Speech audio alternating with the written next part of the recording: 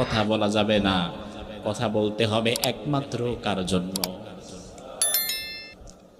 আল্লাহর হাবিব বললেন, এমন এক জামানা আসবে মসজিদের ইমামেরা হক কথা বলতে পারবে না, মসজিদে আর হেদায়েত থাকবে না। বিগত 16 বছরে আমরা অনেকবার দেখেছি বাংলাদেশের অসংখ্য মসজিদ থেকে হক কথা বলার কারণে ইমাম খতিবদের চাকরি চলে গেছে। এমন দৃশ্য আছে না নাই? হক কথা বলার কারণে ইমাম খতিবের চাকরি চলে গেছে। আগামীতে যারা ক্ষমতায় আসবেন, যেই দলেরই হন না কেন, আপনি হক পথে চলেন আর না চলেন, অন্তত হক পথের পথিককে বাধা দিবেন না।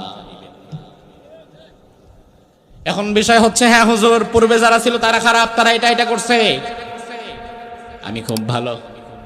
তবে আপনি যে আসলেও কতটা ভালো সেটা বোঝা যাবে 2 দিন পরে ক্ষমতায় যাওয়ার পরে, কারণ ক্ষমতা থেকে